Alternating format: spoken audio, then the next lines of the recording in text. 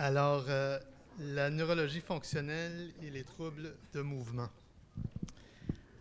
C'est quoi la neurologie fonctionnelle? Alors, la neurologie, on sait bien c'est quoi, c'est l'étude de la c'est l'étude du cerveau, du système nerveux. L'aspect fonctionnel, qu'est-ce que ça veut dire? Bien, si je vous donne comme exemple une voiture, on sait bien que si on comprend comment une voiture fonctionne, on peut mieux évaluer comment une voiture ne fonctionne pas bien. Alors, entre la fonction et la dysfonction, si on comprend les circuits, si on comprend qu'est-ce qui arrive quand les circuits ne vont pas bien, on peut logiquement améliorer le fonctionnement du système. Alors, une base assez logique pour commencer. On ne se parle pas de voiture, évidemment, on se parle du système nerveux, le système maître. Le système nerveux contrôle et coordonne tous les autres organes et les structures et relie l'individu à son environnement. C'est la fonction du système nerveux, le maître. Et le maître du système maître, c'est bien le cerveau. Le cerveau est au centre de tout ce que nous sentons, tout ce que nous faisons. Il enregistre notre passé, il dirige notre futur. Il nous permet de penser et d'apprécier la vie. Il est au centre de notre réalité. Et pour mieux comprendre le cerveau et le fonctionnement et le dysfonctionnement du cerveau, nous devons parler de la plus grande découverte dans la neurologie dans les 100 dernières années, et c'est bien la neuroplasticité. C'est quoi? Jusqu'à à peu près les années 80, on pensait que le cerveau ne changeait pas après l'enfance. C'était comme une machine, comme une voiture. On sait maintenant, avec la technologie, que si on stimule un neurone, il va changer. Il va s'étirer. Il va changer sa fonction. Il va devenir plus efficace. Il va aller se joindre à d'autres neurones. Il va se connecter à d'autres parties du cerveau. On sait que si on fait quelque chose à répétition, on devient mieux à le faire. C'est la pratique. Practice makes perfect. C'est à la base de la neuroplasticité. Et vraiment, c'est rien de nouveau. Hein? Si on regarde la sagesse ancienne, nous sommes ce que nous faisons à répétition. Je dis à mes patients que le cerveau, le système nerveux, est beaucoup comme un muscle. Le plus qu'on l'utilise, le plus qu'il va changer de structure et de fonction. C'est exactement la même chose avec le cerveau. Mais peut-être on a besoin de voir un exemple un peu plus concret. OK, l'affaire la plus importante quand tu veux être gros, c'est les shakes. Pas de shake, pas de bras. À Star Training, c'est simple. Du lundi au vendredi, tu fais chest, bras. Chest, bras, chest, bras, chest. Bras, chest, bras, bras, chest, bras, chest, dos. Chest, bras, chest, bras, chest, bras et chest. Question? Qu'est-ce qu'on fait avec les jambes? Les jambes?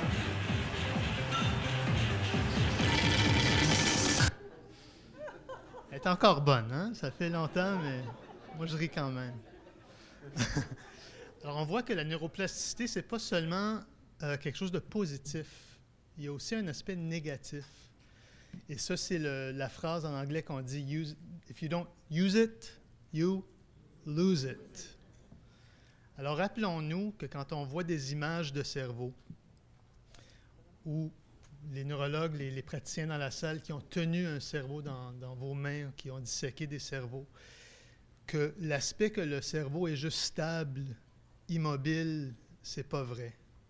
On doit penser au cerveau comme étant quelque chose de très dynamique.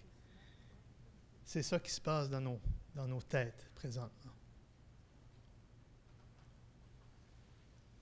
Et c'est ce concept de neuroplasticité qui nous donne beaucoup d'espoir pour comprendre comment avoir un changement au niveau du système nerveux. Alors, par exemple, si j'ai une faiblesse dans une certaine partie du cerveau, je peux viser cette partie du cerveau très spécifiquement en faisant des exercices reliés au fonctionnement de ces neurones. Et, en théorie, on va améliorer cette région. Les exercices que Dr. Bleton nous a montrés ce matin sont excellents parce que ça change justement le fonctionnement d'un groupe de neurones qui bougent la tête en différentes directions. On sait aussi que le cerveau est très intégré. On a des collections de neurones un peu partout, mais ils sont tous connectés. Alors, si on a un endroit qui ne fonctionne pas bien, qui est connecté à un autre endroit, on peut imaginer que l'autre endroit ne va pas bien fonctionner non plus. La communication ne se fait pas très bien. Donc, on peut utiliser une autre porte d'entrée. On peut aller chercher ou stimuler ou améliorer le fonctionnement d'une autre partie du cerveau qui va recommuniquer avec la première partie pour améliorer sa fonction.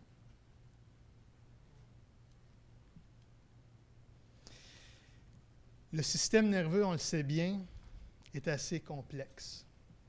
Alors, essayons de simplifier les choses et comprendre comment ces différentes parties fonctionnent ensemble et comment le dysfonctionnement se manifeste aussi. On va commencer avec un homme qui nous a aidés à simplifier la complexité. Et si quelqu'un peut me dire c'est qui cet homme-là, les neurologues n'ont pas le droit de répondre. Excellent, Dr. Penfield. On a la rue Dr. Penfield. C'est un homme qui étudiait surtout l'épilepsie. Et il faisait des expériences très intéressantes dans les années 50 ou dans les années 30, où il stimulait différentes parties du cerveau, millimètre par millimètre, et il voyait la réponse motrice. Alors, il stimulait un endroit, oh, la main bougeait. Il stimulait un autre endroit, oh, le coude bouge. Il stimulait un autre endroit, et le patient disait, ah, je sens quelque chose dans ma grosse orteille droite. Alors, essentiellement, qu'est-ce qu'il a fait? Il faisait ça pour trouver d'où sortait l'épilepsie du patient pour qu'il puisse enlever cette partie. Mais, en même temps, avec ses études, il nous a démontré que le système nerveux est très, très bien organisé. Et ça, c'est un point très important pour comprendre la dystonie. Alors, quand on regarde ces fils électriques, les neurones, les circuits, dites-vous qu'ils sont très, très bien organisés, comme un circuit qu'on verrait dans un ordinateur ou dans une voiture. Et pour comprendre ce fonctionnement de tous ces neurones et comment ils sont connectés dans cette façon très organisée, on doit commencer à la base. Et la base, c'est comment est-ce que le système nerveux est activé. Quelle est sa raison d'être? Et le système nerveux est activé par des récepteurs.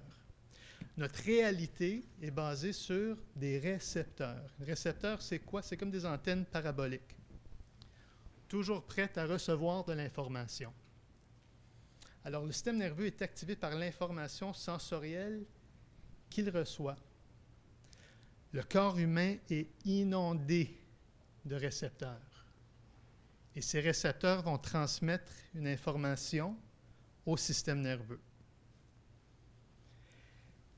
Et en gros, on peut dire qu'on a deux sortes de récepteurs. Nous avons des entérorécepteurs. Entéro, à l'intérieur du corps.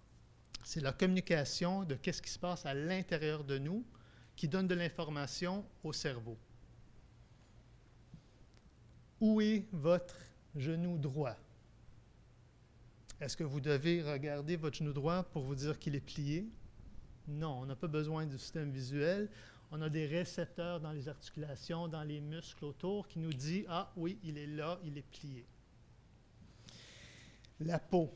On peut démontrer une carte sur notre peau où chaque section de notre peau envoie un certain signal à travers un neurone qui va à une certaine partie de la moelle épinière, qui monte à une certaine partie du cerveau, etc., etc. Tout est très bien organisé.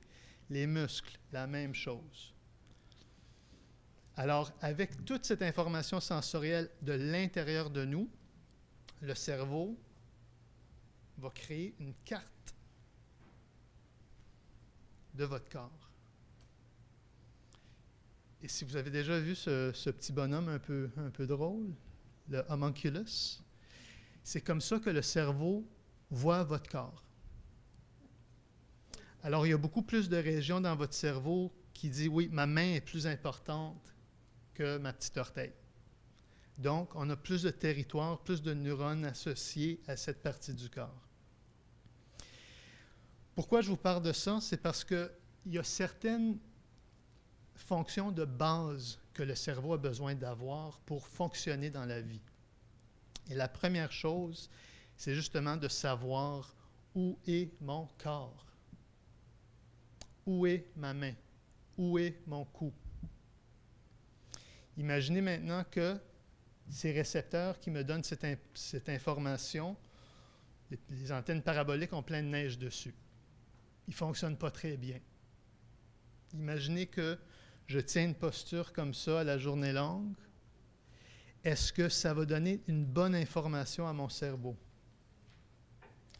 Alors, le fonctionnement des récepteurs que nous avons dans nos muscles, dans nos articulations, sur notre peau, si elle est en santé, on a une meilleure chance d'avoir un cerveau en santé parce que le cerveau sait maintenant où est mon corps. C'est un phénomène intéressant qu'on voit avec des expériences dans les années 50 qui ont été faites à l'Université McGill de privation sensorielle. Parce qu'ils ont coupé toute information sensorielle qui rentrait dans le corps. Qu'est-ce qui est arrivé? Après 2 jours, ils devaient arrêter l'expérience. Pourquoi? Les sujets devenaient fous. Ils avaient de l'anxiété sévère, il y avait des peurs de la mort. Alors, l'aspect sensoriel est extrêmement important au fonctionnement normal du cerveau. On sait maintenant que la privation sensorielle est utilisée comment? C'est une méthode de torture. On sait aussi que si on coupe l'information sensorielle qui rentre dans le cerveau d'un animal, il tombe dans un coma permanent. Alors, si savoir où est mon corps est important, une dysfonction serait « je ne sais pas où est mon corps ». Je ne sais pas où est les parties de mon corps spécifiquement. Alors, en théorie, on devrait être capable d'améliorer le fonctionnement des interorécepteurs pour mieux communiquer le corps avec le cerveau. Et des fois, ça vient des endroits un peu surprenants. There was a skater. She was Britain's champion, and she had a specific disorder where it was very difficult for her to walk. When the appliance is inserted into her mouth, she takes a deep breath. Was it someone giving your life back? All of a sudden, the body started to work. I only can describe it like a battery, and the battery has been used up. The minute that appliance went into my mouth, the battery was recharged. That's when I knew I had to know what was going on. La batterie est rechargée. C'est une analogie très intéressante parce qu'on peut voir les récepteurs comme étant le facteur qui active le cerveau. Alors, comment est-ce qu'on peut mettre quelque chose dans la bouche pour améliorer la démarche? Ça, c'est une question intéressante aussi qui revient à comment les différentes parties du cerveau sont connectées, sont intégrées. Alors, la solution d'une dystonie cervicale, par exemple, peut venir d'une autre place autre que le cou. Pourquoi? Parce que tout est intégré dans le cerveau. Alors maintenant, cette dame a une meilleure compréhension de où est sa mâchoire, où est localisée sa mâchoire, une meilleure communication. Pensez-vous que la mâchoire est une articulation importante? Absolument. C'est l'articulation qui nous permet de communiquer. C'est l'articulation qui nous permet de manger. Alors, extrêmement important. Nous avons différentes techniques que nous utilisons en neurologie fonctionnelle. Voici un exemple. Dr. Bleton a montré un exemple aussi ce matin. Utilisons des lasers. Maintenant, on a un feedback visuel qui donne de l'information au cerveau de où est ma tête. Si je vois le laser bouger, je sais que ma tête bouge évidemment et je sais exactement où se trouve ma tête.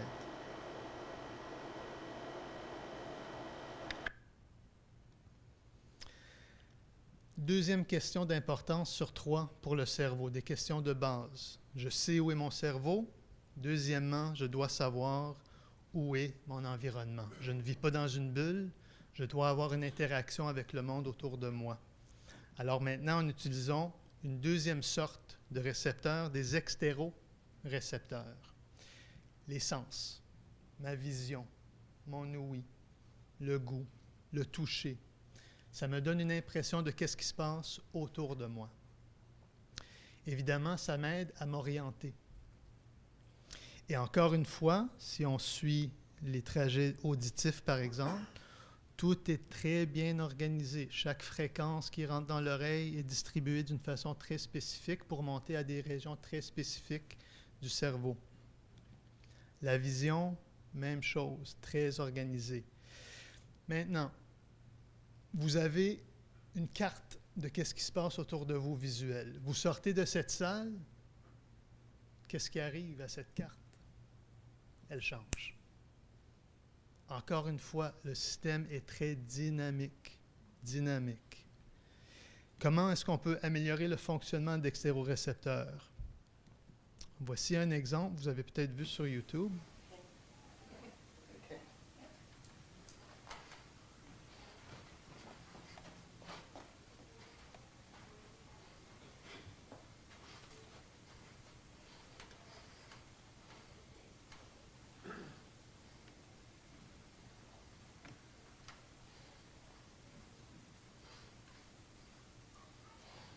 Il met des lunettes avec des lentilles bleues.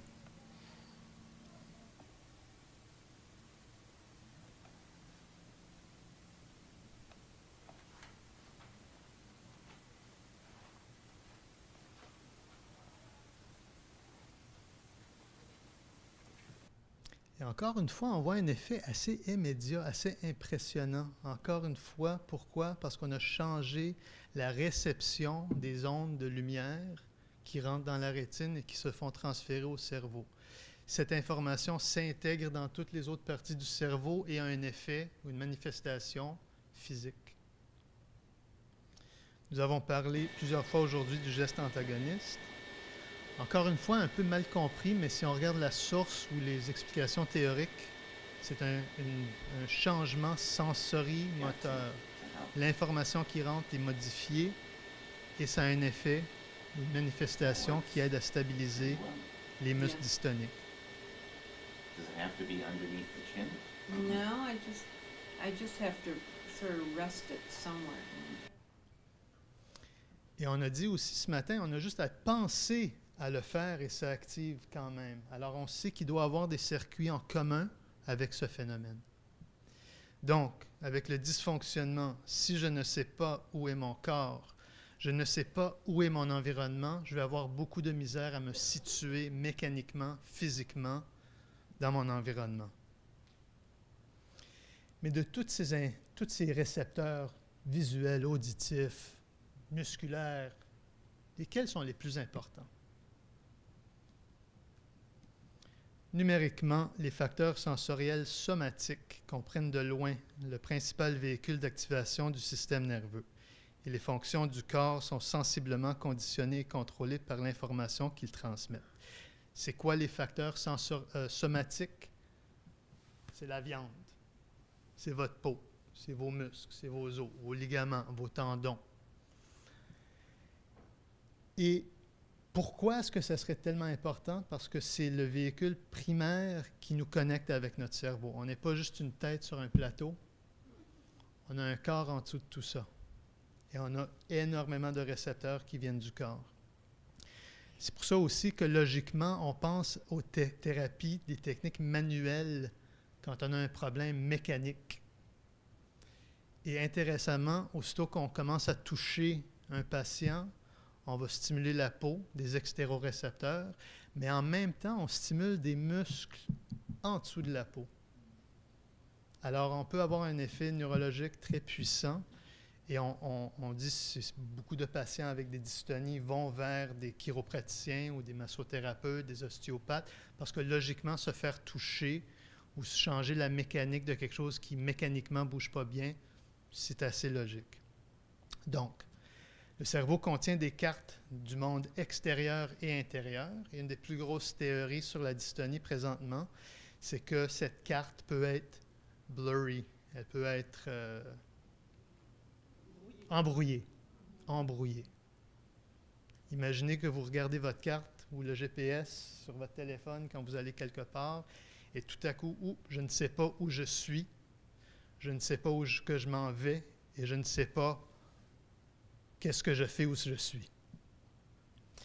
Alors, le système nerveux est un système sensoriel, mais si on était juste des êtres sensoriels, on serait juste assis dans une chaise, puis on regarderait autour de nous, puis on aurait de l'information sans rien faire. Qu'est-ce qui est important, c'est de réaliser qu'on a une boucle.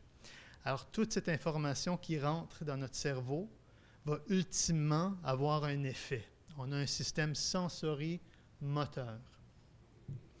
Et cet aspect moteur est d'importance primordiale pour le système nerveux. Bouger des choses, c'est tout ce que l'homme puisse faire. Et pour cette tâche, le seul exécutant est le muscle, que ce soit pour chuchoter une syllabe ou pour dénuder une forêt. La seule chose que le cerveau peut faire, c'est de contracter des muscles. Votre cœur est un muscle. Vos intestins sont des muscles. La seule chose que le cerveau puisse faire, c'est de contracter des muscles. C'est comme ça qu'il agit avec son environnement et se connecte avec son environnement. Une observation intéressante. Pourquoi est-ce que quelqu'un qui bouge, qui fait plein d'exercices, semble avoir plein d'énergie? Mais quelqu'un qui est plutôt paresseux, qui ne fait rien, semble avoir moins d'énergie. Un dépense toute son énergie, mais il y en a plein. L'autre semble conserver son énergie, mais il n'y en a pas. C'est parce que le mouvement agit comme un carburant, un stimulant au cerveau. Et on sait bien les effets de l'exercice sur plusieurs aspects de la santé. Alors, je sais où est mon corps, je sais où est mon environnement. Qu'est-ce que ça me permet de faire? Ça me permet de rester stable et de bouger dans mon environnement. Dr. Bleton l'a dit aussi, la posture et le mouvement, la stabilité et le mouvement. Donc, si je ne sais pas où je suis, où est mon environnement, je ne vais pas être très bon à garder une stabilité ni de bouger volontairement dans mon environnement. Nous avons un cerveau pour une raison, et une raison seulement, c'est pour produire des mouvements adaptables et complexes. Le mouvement est la seule façon que nous avons d'affecter le monde autour de nous. Pour comprendre le cerveau, nous devons comprendre le mouvement. Donc, essayons de regarder un peu plus, de comprendre le mouvement par comprendre le cerveau. Qu'est-ce qui se passe entre les récepteurs qui donnent l'information et l'aspect moteur qui bouge les muscles?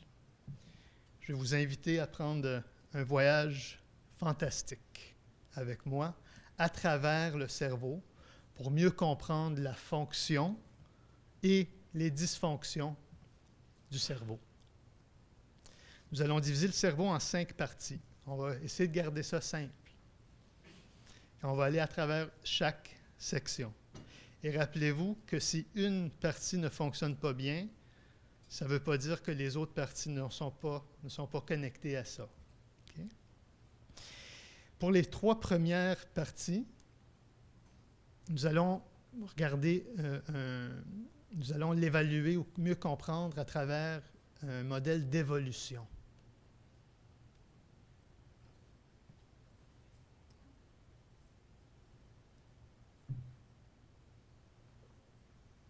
Alors imaginez comment le cerveau de ces créatures ont changé à travers l'évolution. Les neurones qui ont été ajoutés, les circuits qui ont été créés,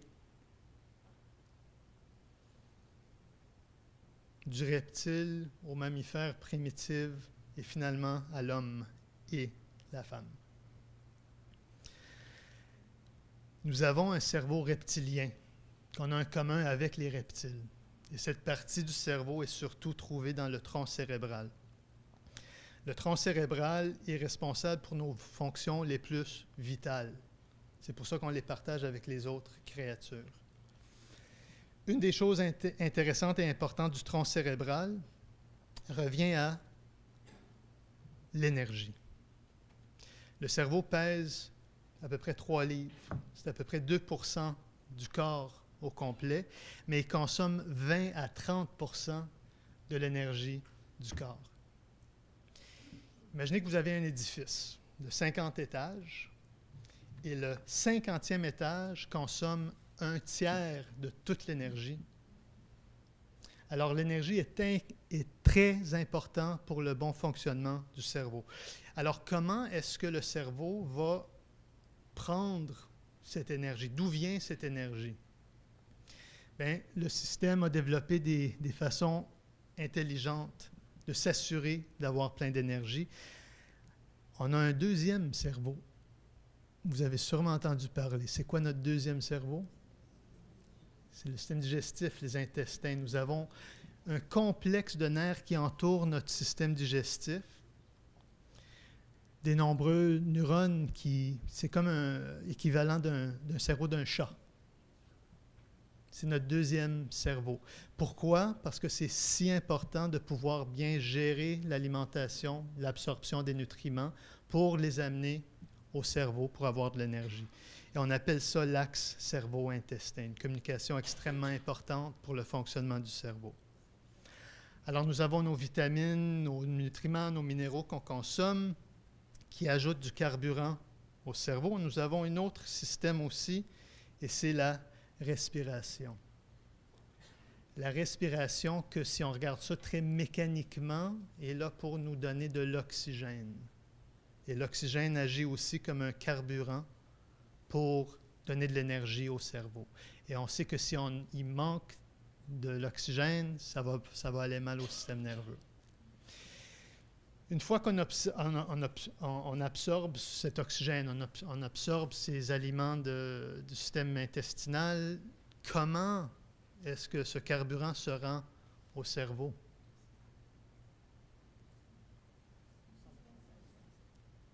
Fantastique. Le cœur. Alors, c'est comme si on a un autre système électrique qui va s'assurer que le cerveau va avoir de l'énergie, et c'est le cœur qui fait battre ou qui fait circuler le sang pour l'amener à des vaisseaux sanguins qui entourent le cerveau. Alors, quand on pense au système nerveux et l'énergie, nous devons penser que nous avons plus qu'un cerveau. Nous devons prendre en considération que le système cardiovasculaire, cardio-respiratoire et intestinal a une importance primordiale. Et on voit de plus en plus de recherches qui nous démontrent que certaines déficiences dans l'alimentation ou des toxicités, il y a beaucoup d'études qui sortent avec des pesticides maintenant, le Parkinson's par exemple, mais on voit des liens entre notre alimentation, à quoi on est exposé et le fonctionnement. Le tronc cérébral est aussi où réside le stress.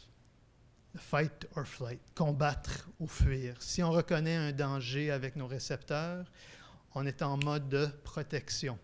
On va ou bien combattre ou fuir. Et peu importe si c'est un traumatisme émotionnel ou physique, la réaction est la même.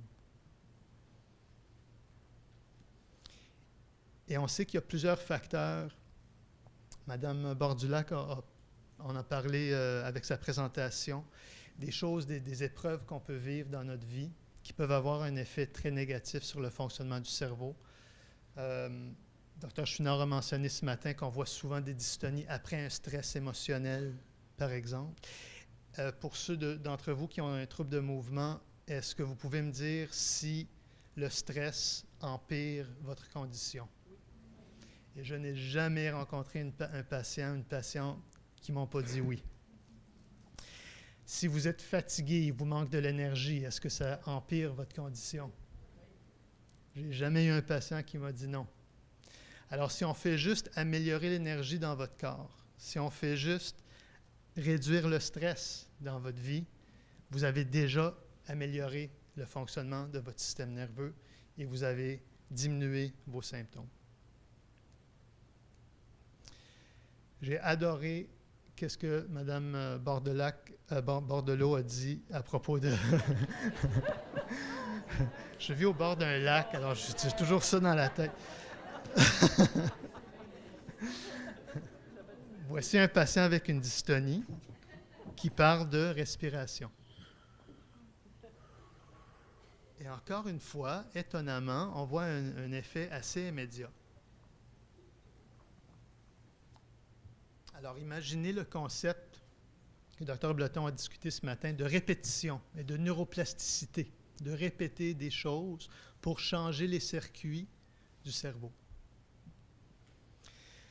Le tronc cérébral, c'est aussi la région du cerveau où on a une connexion avec le système vestibulaire. Le système vestibulaire, exactement, c'est dans l'oreille interne. Je dis aux patients, c'est un peu comme un niveau. Quand on va suspendre un cadre, on a des récepteurs qui nous disent « Ah, ma tête est penchée, ma tête est par en arrière, etc. » Pensez-vous qu'un système comme ça serait important pour une dystonie cervicale, par exemple? Évidemment. Alors, on doit examiner ce système pour voir s'il y a une contribution à la dystonie. Essentiellement, ce système communique avec les muscles du cou et communique avec les yeux pour essayer de garder une certaine stabilité dans l'environnement. Alors, pouvez-vous voir pourquoi mon cou ne fonctionne pas bien? Peut-être qu'il y a une contribution oculomotrice, il y a un problème avec les yeux qui contribue à un déséquilibre au niveau du cou. Je vais vous montrer un cas. Une petite fille, à l'âge d'environ 1 an et demi, elle a développé des épisodes quotidiens de tremblements. Doucement. Elle tombait sans explication.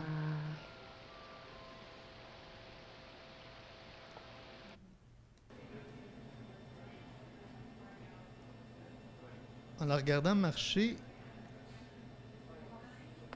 instinctivement, on se dit, il y a quelque chose un peu off.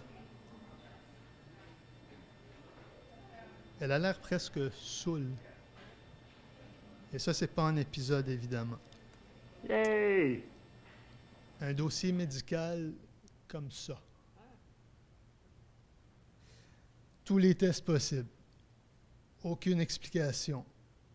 Mais une petite indication était intéressante. Ces épisodes venaient souvent ou s'empiraient souvent quand elle était malade. Alors, quel est le lien? Malade, système immunitaire. Le système immunitaire réside où particulièrement? Dans notre deuxième cerveau, dans les intestins. Je lui ai donné un conseil, j'ai donné à la mère un conseil, j'ai dit revenez me voir dans 1 mois.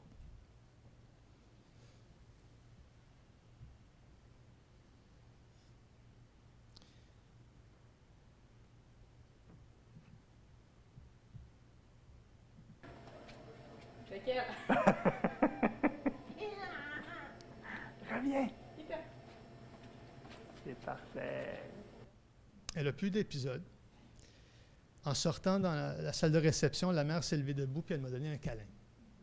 Elle m'a dit que son enfant a maturé de 6 mois à l'intérieur d'1 mois. Qu'est-ce qu'on a fait? On a changé son alimentation. Tout simplement.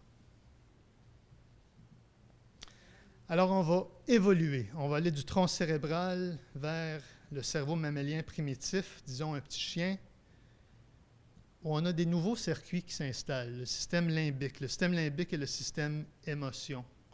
Encore une fois, Mme Bordelot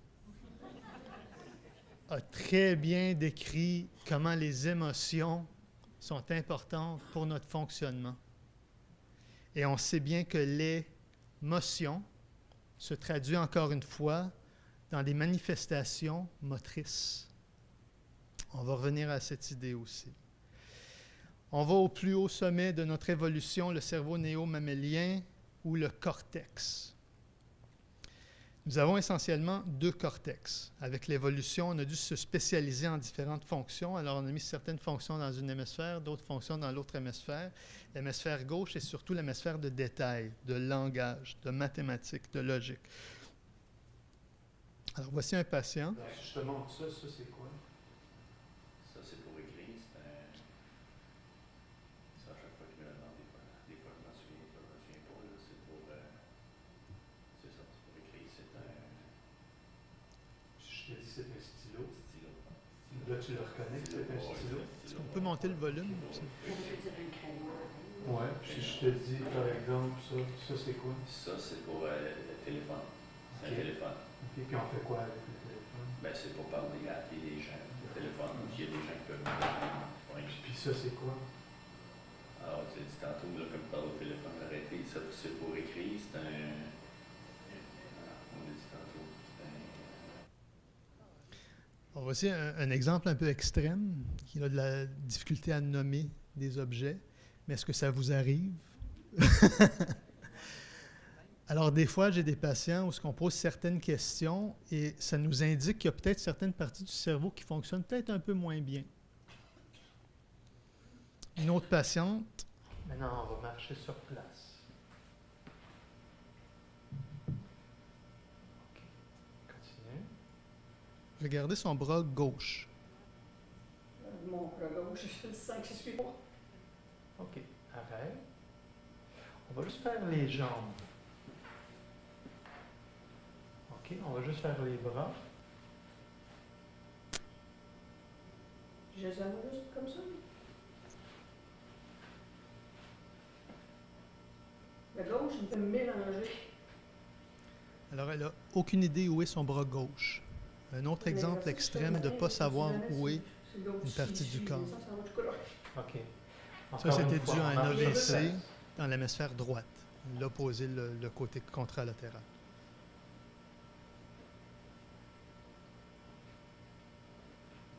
Je le sens qu'il n'est pas correct. Des fois. Le cerveau droit est surtout relié à l'orientation spatiale du corps et de l'environnement. C'est aussi le cerveau un peu plus social, émotionnel, créatif.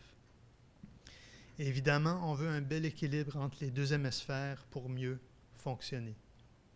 Une autre patiente, son corps n'arrête pas de trembler. Elle a des épisodes violents de temps en temps, surtout reliés au stress.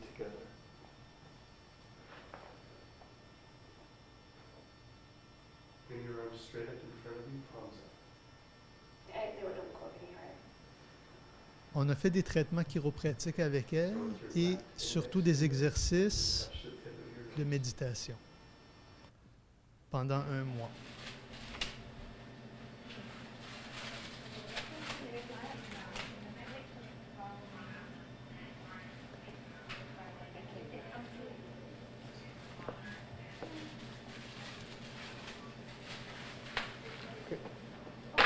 You want me to walk? Do we do a spin? I can spin around. Okay. Walking is good. La pensée, votre état émotionnel. Ce que le cerveau communique au corps dépend de l'information que le corps a transmise au cerveau et vice-versa. Les deux forment une union indissoluble. L'implication est que nous pensons littéralement avec notre corps, ce qui veut dire nous pensons kinesthétiquement.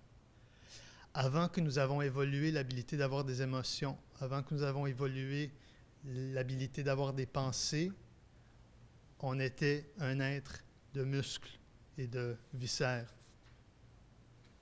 Alors le tout reste très connecté avec les autres circuits d'évolution.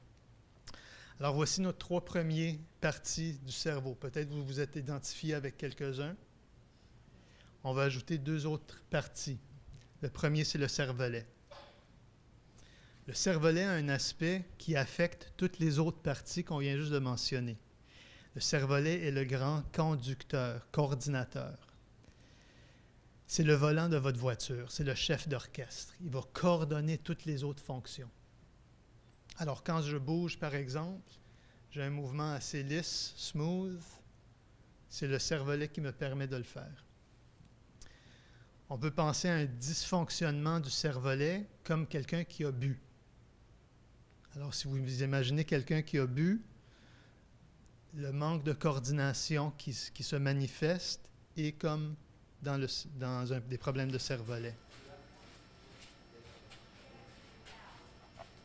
Est-ce qu'elle a l'air un peu saoule? Elle ne l'est pas. En tout cas, c'est ça qu'elle m'a dit. C'est un problème du cervelet. Alors, la coordination de mouvement.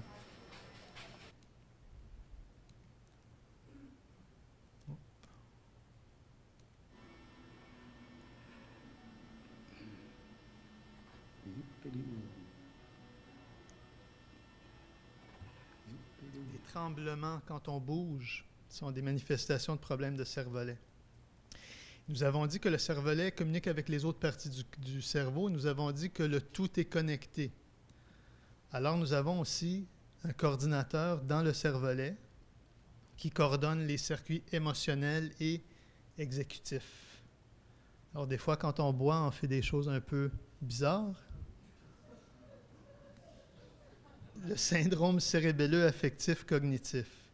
L'affaiblissement du raisonnement et de la mémoire de travail, changement de personnalité avec un comportement émotionnel désinhibé et inapproprié, ainsi que des déficits de langage, comme quelqu'un qui est sourd.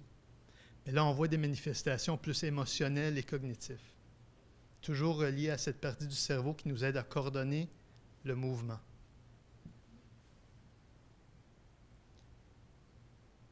J'ai jusqu'à quelle heure? 15 minutes. On va sauter un peu. On voit un manque de coordination avec son bras gauche. Alors, on peut dire peut-être qu'il ne sait pas où est son bras. Ça a affecté son cervelet et maintenant, il a de la difficulté à coordonner ses muscles. Je lui ai fait un ajustement chiropratique à son bras gauche et son cou gauche. Et je l'ai retesté immédiatement après. Alors, essentiellement, j'ai stimulé des récepteurs dans son... Oups, j'ai-tu fait 2 fois? OK, ça, c'est le après. Qui communique mieux maintenant entre son cerveau et son bras.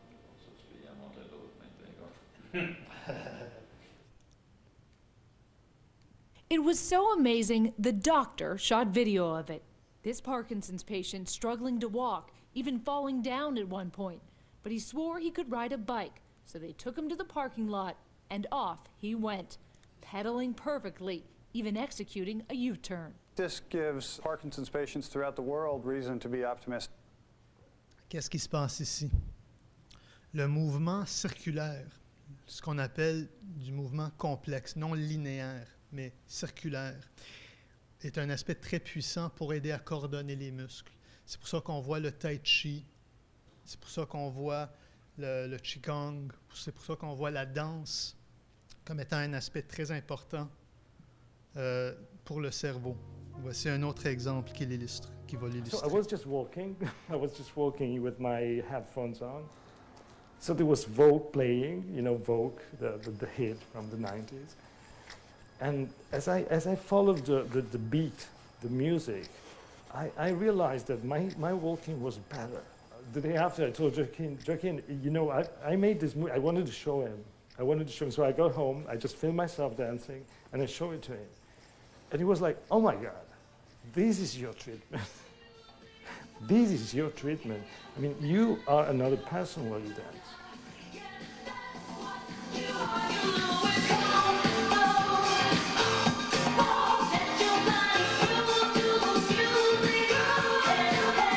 Every day has been a discovery. Every day I discovered something different. I discovered new movements. I discovered that I could be in charge of my body again. Réaliser, c'est pas seulement un traitement mécanique. Il aime le faire. Alors, quand on ajoute l'émotion, c'est encore mieux. Mais on peut combiner des choses comme un métronome, des mouvements répétitifs et d'autres exercices ensemble pour avoir un effet très précis sur différentes parties du cerveau. Après le cervelet, notre dernière partie, c'est les noyaux gris centraux que vous avez déjà ou sûrement entendu parler, qui aussi va affecter les autres régions du cerveau. Les noyaux gris centraux sont comme des pédales. Alors, si le volant est l'aspect du cervelet, les noyaux gris centraux sont des pédales, un accélérateur et un frein. Donc, si on a un problème avec le frein, on va trop bouger. On a des syndromes hyperkinétiques. Et si on a un problème avec l'accélérateur, on va juste utiliser notre frein. On va avoir des mouvements lents ou absents, on va être rigide. Il y a plein de différentes sortes de mouvements involontaires, hyperkinétiques. On peut les décrire avec la fréquence qu'ils arrivent, les caractéristiques. Est-ce que c'est un mouvement qui danse? Est-ce que c'est un mouvement soudain? Est-ce que c'est des tics qui se répètent toujours, des mêmes mouvements?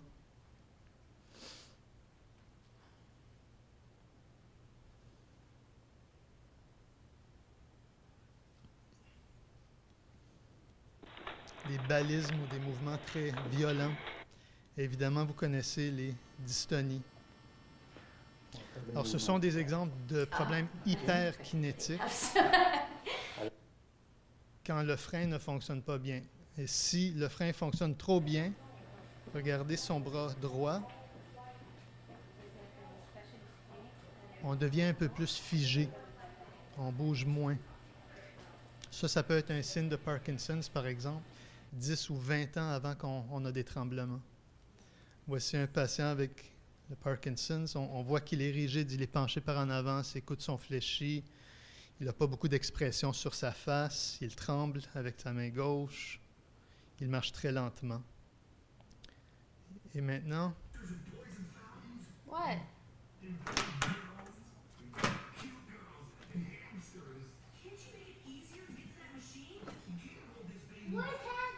She's right here.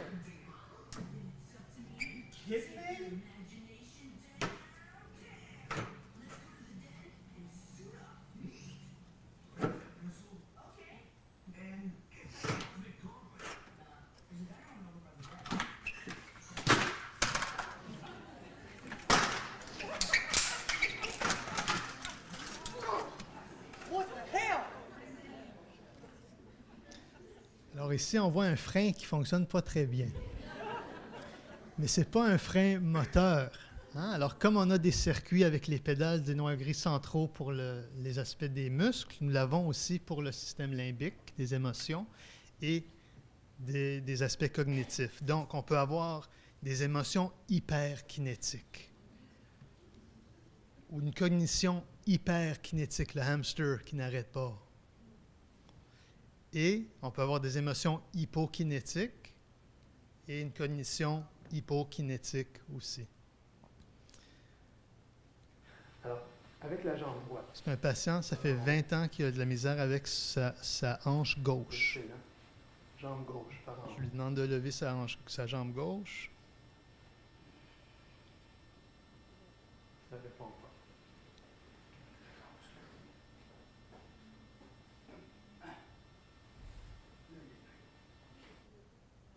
Alors, est-ce qu'il a un problème avec son frein ou son accélérateur?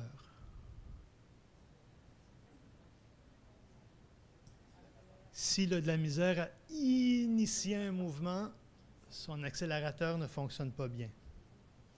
Donc, on a fait des exercices avec... Et lui, il est allé voir, évidemment, en 20 ans, plein de spécialistes qui ont tout fait autour de sa hanche, mais son problème vient du cerveau. Donc, on a fait des exercices pour qu'il puisse se mieux connecter avec sa jambe. Commencez si vous pouvez juste lever la jambe gauche.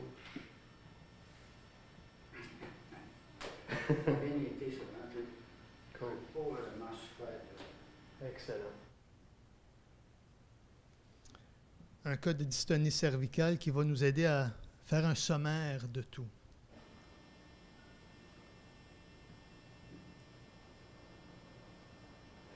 Tu vas simplement fermer les yeux, Oui. puis laisse ta tête aller où ce qu'elle veut.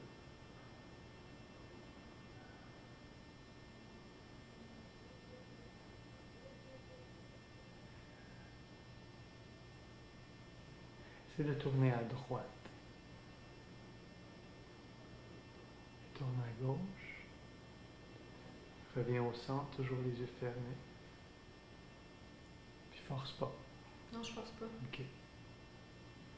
Mais c'est quand je pense, tu sais, là, si je passe, ça va être moins pire. Si je passe, ça va revenir comme ça.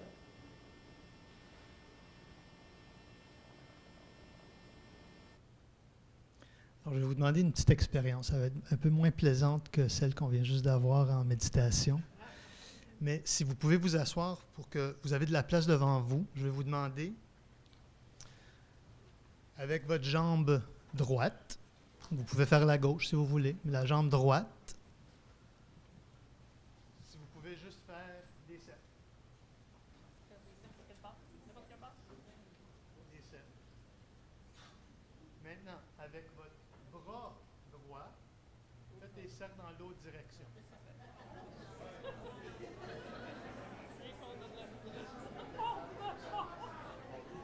OK. C'est beau. J'ai eu la réaction que je voulais. Évidemment, ça prend énormément de coordination pour pouvoir faire un tel exercice. Et ça joue beaucoup avec le cervelet.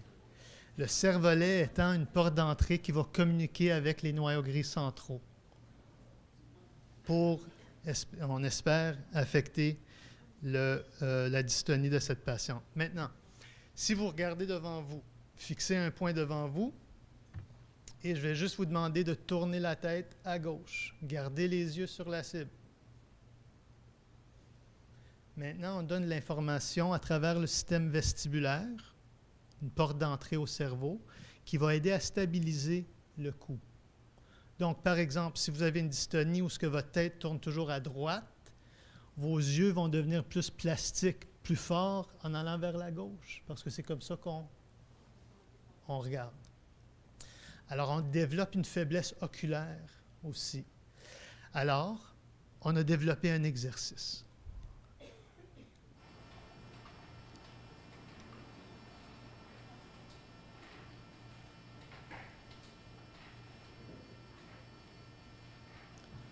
Alors, une grosse stimulation vestibulaire et cervelet en même temps qui vont agir sur des trajets qui vont à la même place.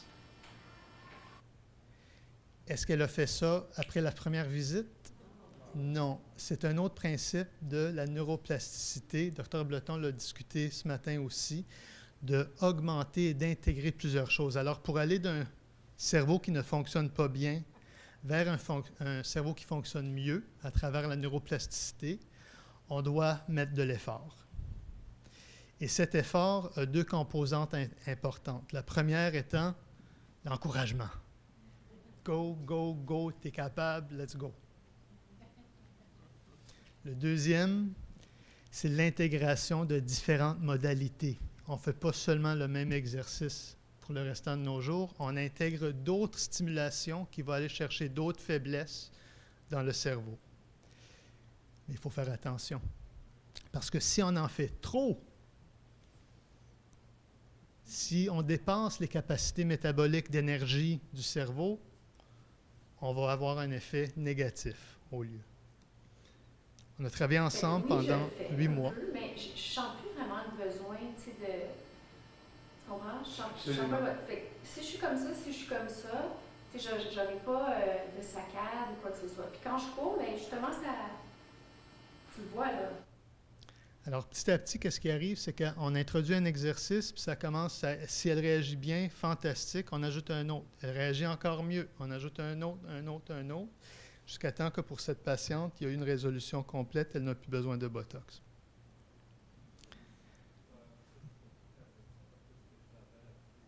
Moi, je ne l'ai pas vue pendant... J'ai fait 3 suivis avec elle à travers 3 ans, puis elle m'a dit qu'elle n'en faisait pas.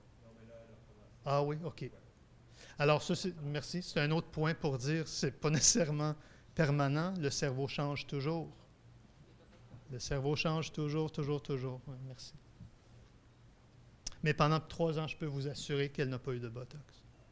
Peut-être qu'elle avait arrêté ses exercices après. Ça se peut aussi. Peut-être que... Pourtant, je n'aurais pas d'accord. Mais qui sait? Hein? C'est ça qui nous manque. C'est de la recherche scientifique. Juste pour terminer, on sait que le cerveau est complexe et on sait que c'est assez difficile des fois de gérer notre propre cerveau, mais il ne faut pas oublier d'autres choses. On a dit que le cerveau est juste une collection de neurones avec des espaces entre qui se communiquent, mais ce cerveau a un espace qui est lié à d'autres cerveaux. On oublie souvent les conjoints, les conjointes qui passent à travers ces problèmes avec le patient, la patiente. Et le support qu'ils peuvent donner est extrêmement important. Et si on ajoute plein d'autres cerveaux et des espaces entre, comme on fait aujourd'hui, je pense que le partage à travers des professionnels et les patients sont l'essentiel pour trouver les solutions. Merci beaucoup.